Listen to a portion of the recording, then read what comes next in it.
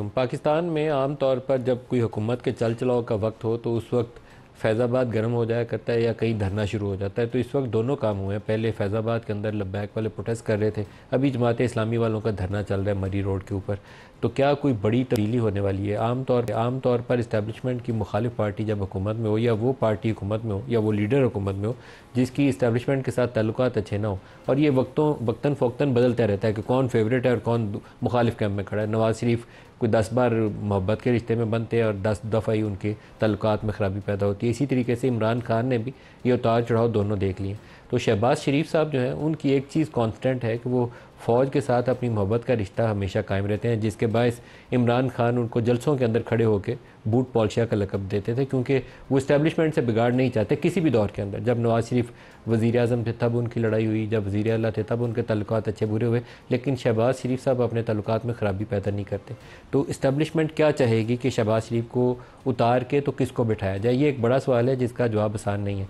बहुत से लोग और बहुत सी जो गॉसिप्स हैं इस वक्त सियासी हलकों के अंदर, वो कुछ और इशारा करती हैं। वो ये इशारा करती हैं कि मुल्क के अंदर किसी एमरजेंसी या किसी गैर आइनी मुदाखलत का ख़तरा या इम्कान मौजूद है, उसकी पेशबंदी के तौर पर ऐसे काम हो रहे हैं कि पाकिस्तान के हालात एक ऐसी नहज पर आ जाएँ या ऐसे मोड़ पर आ जाएँ कि उस स्टेप को जस्टिफाई किया जा सके।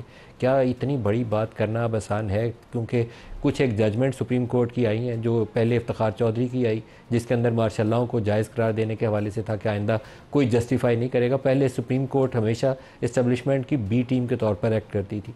वो गठजोड़ बाकायदा होता था जजेस और जनरल्स का। जब एक जनरल मिलिट्री टेक ओवर करता था, जजेस उसके ऊपर मोहर लगा के उसको रेटिफाई करते थे। आखिरी मिसाल उसकी 17वीं तरमीम है, या उससे पहले जनरल ज़िया के अंदर 8वीं तरमीम उसकी हमारे सामने मिसाल आती है। तो अब क्या होगा? जो जनरल मुशर्रफ के ऊपर भी सबसे बड़ा केस था वो 3 नवंबर 2007 वाला था, क्योंकि उसको पार्लिमान ने रेटिफाई नहीं किया, उसको सुप्रीम कोर्ट ने उसके ऊपर मोहर नहीं लगाई। उसी बिना के ऊपर वो जस्टिस वकार सेठ की जजमेंट थी जो उनके लिए मुश्किलात का सबब बनी। फिर कभी अदालत की कॉन्स्टिट्यूशन को गलत करार दिया, कभी कुछ किया, लेकिन बहरहाल एक ऐसा फेल था जिसको गैर आइनी या एक यूज़रपर के तौर पर उनको आइन के अंदर या एक गैर आइनी फेल के अंदर शुमार किया जा सकता था। तो अब क्या होगा? क्या इसका इम्कान मौजूद है कि ऐसी मुदाखलत दोबारा हो जाए? एक इस्टेब्लिश नॉर्म के तौर पर एक और मिसाल भी पेश की जा सकती है कि जब नवाज़ शरीफ को या पीपल्स पार्टी और नून लीग दोनों को इकट्ठा इक़्तिदार से बाहर करने के लिए मनसूबाबंदी की जा रही थी 2011 से ऑनवर्ड, तो इनको सियासी पोलिटिकल एलीट से ज़्यादा इनको बदमाशिया के लक़ब से पुकारा जाता था। और इस्टेब्लिशमेंट के जो करीब लोग थे वो इनको टीवी चैनल्स के ऊपर अपने जलसे जुलूसों में तकरीरों के अंदर इनको बदमाशिया कहते थे, अशराफिया नहीं थे कहते। आज हाफिज़ नईम साहब ने इन अल्फाज का इस्तेमाल किया। मुझे थोड़ा सा अचंभा हुआ कि हाफिज़ साहब ने ये अल्फाज का चुनाव क्यों किया। पहले सुन लें उन्होंने कहा क्या, फिर गुफ्तगू आगे बढ़ाते हैं। तबका अशराफिया नहीं, वो तबका बदमाशिया है। तबका अशराफिया नहीं, वो तबका बदमाशिया है जो पाकिस्तान पर मुसल्लत है। उनके खिलाफ मुत्तहिद होकर शिकस्त से उन्हें दो चार करेंगे। हकीकी मानों में पाकिस्तान आजाद होगा, जागीरदारों से आजाद, डिक्टेटरों से आजाद, उन लोगों से आजाद हमारे माल को हड़प कर रहे हैं। अभी एक रीसेंट पास के अंदर कराची में बलदियाती इंतखाबात से पहले जब MQM ने इन इंतखाबात का बलदियाती इंतखाबात का बाइकआउट किया तो उसकी सबसे बड़ी बेनिफिशरी जमात इस्लामी थी। और ये बाकायदा एक होमवर्क का नतीजा था कि पाकिस्तान तहरीक इंसाफ को अगर खुला मैदान मिलता है और उसके मद्दे मुकाबले MQM भी है, पीपल्स पार्टी भी है, जमात भी है, तो PTI वाले लोकल बॉडीज़ के इलेक्शन जीत जाएंगे। लेकिन अगर MQM बाइकआउट करे तो वो वोटर जो है वो PTI का वोटर नहीं है, वो पहला वोटर था जमात इस्लामी का, बाद में MQM का बना। तो मुमकिन तौर पर जमात उससे बेनिफिट करेगी और बड़ी तादाद में सीटें उसको मिल जाएंगी, या वो पीपल्स पार्टी की तरफ चले जाएगा, और नतीजा काफ़ी हद तक उसके करीब आ भी गया। तो क्या अब कुछ ऐसा दोबारा होने वाला है? एक बिगर अरेंजमेंट है, कोई लार्जर पिक्चर है जिसको हम अभी समझने से कासिर हैं? तो आज जो प्रोग्राम में हमारे साथ पैनलिस्ट होंगे उनसे ये सवाल जो स्टार्ट हम कर रहे हैं माजिद निज़ामी साहब से, मारूफ पोलिटिकल एनालिस्ट हैं, जर्नलिस्ट हैं, सीनियर। माजिद निज़ामी साहब, बहुत शुक्रिया आप हमारे साथ शामिल हो रहे हैं। ये सिचुएशन क्या इशारा कर रही है? कोई ऐसी पेशबंदी है जिसमें कोई मुदाखलत हो सकती? बहुत शुक्रिया मलिक साहब। मुझे लगता है कि मामलात वाकई गपशप की हद तक, अफवाहों की हद तक मौजूद हैं, लेकिन उसकी अमली सूरत हाल क्या होगी ये एक बहुत बड़ा सवालिया निशान है। पहले तो ये होता था कि मार्शल के अदवार थे, एमरजेंसी लग जाती थी, डिक्टेटर आ जाता था, अदालत उसको वैलिडेट कर देती थी, इस तरह से बंदोबस्त चलाया जाता था। लेकिन अब मुश्किल ये है, जैसे आप भी कह रहे थे, कि अब 3 वे हो गया है। अदलिया एक तरफ है, इस्टेब्लिशमेंट एक तरफ है, और एक मकबूल अपोजिशन की पार्टी एक तरफ है। सो ये इस मामले के अंदर इन चीज़ों को सामने लाना खासा मुश्किल है। एक और अहम पॉइंट ये है कि जो हुक्मरान जमात होती थी वो ख़ासी गैर मकबूल हो चुकी होती थी इस्टेब्लिशमेंट के हलकों में। अभी मुस्लिम लीग नून के हवाले से इस तरह का कोई वाज़े इंडिकेटर मौजूद नहीं है कि वो गैर मकबूल हैं या इस्टेब्लिशमेंट के दिल से उतर चुके हैं।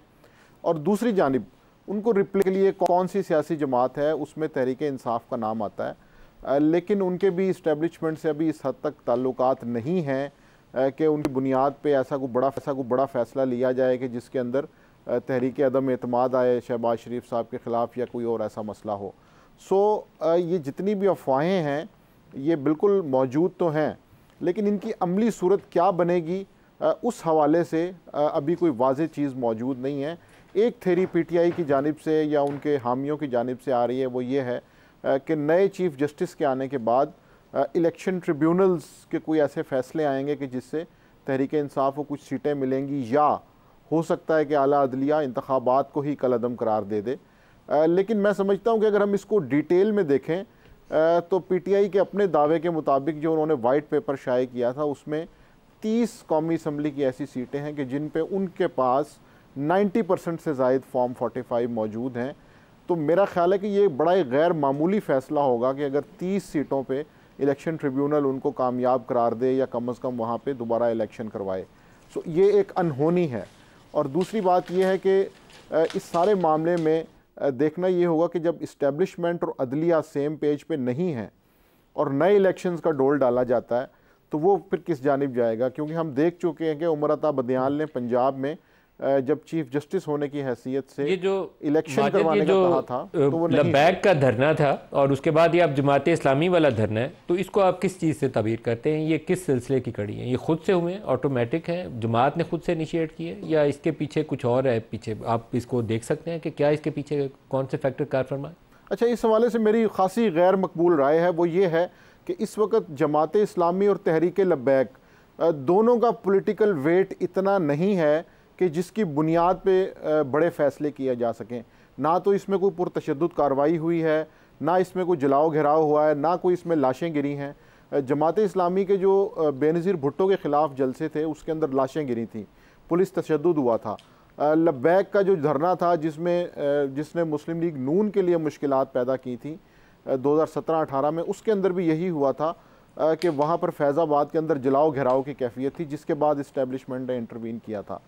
और उस वक़्त भी इस्टेब्लिशमेंट उस वक़्त की हुकूमतों के ख़िलाफ़ थी। तो इस वक्त इक्वेशन इसलिए मुख्तलिफ है कि तहरीक लब्बैक और जमात इस्लामी कोई पुरतशद्दुद इम्पैक्ट क्रिएट नहीं कर सकी, और दूसरी तरफ इस्टेब्लिशमेंट में और हुक्मरान जमात में कोई इतनी बड़ी दरार नज़र नहीं आ रही।